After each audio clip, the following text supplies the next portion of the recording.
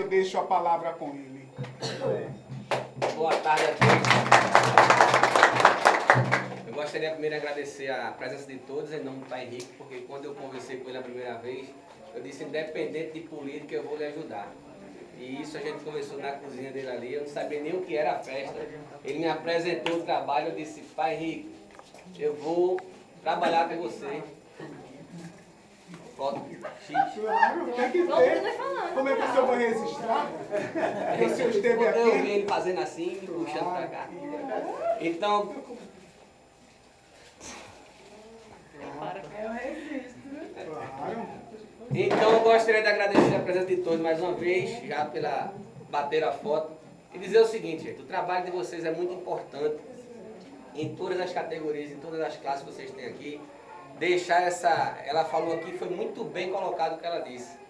Às vezes o racismo está dentro da gente, às vezes a discriminação está dentro da gente mesmo.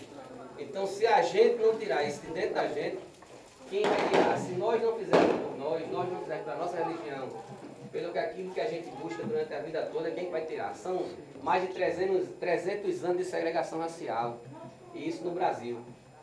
Eu tenho gente da minha família que meu cunhado costuma dizer, eu sou da cor, casado com a minha irmã, e ele é filho de Diva, lá de Casa Amarela. Mãe Diva. Então eu disse a ele, Sérgio, eu estou indo lá no terreiro de Pai Henrique, ele vai fazer o que lá? Não, eu vou passar com ele, vai ter uma festa lá. Eles vá porque o povo é nosso. Foi isso que ele me falou. E eu não estou aqui, gente, hoje como político. Gosto muito dessa questão de dizer que tem que abrir o terreiro para a política também, tem. Mas são interesses que hoje a nossa comunidade está faltando.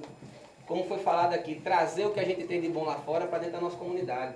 Agora, quem tem que dizer isso é a própria comunidade. É a comunidade que tem que chegar aqui para os representantes de vocês, que no nosso caso aqui, estamos aqui com o Pai Henrique, e dizer, Pai Henrique, o senhor tem um contato na Prefeitura de Paulista? Tenho. Está faltando isso, aquilo, aquilo outro no meu bairro. Porque muitas vezes a gente se cala. Muitas vezes está com a energia quebrada lá, está com um buraco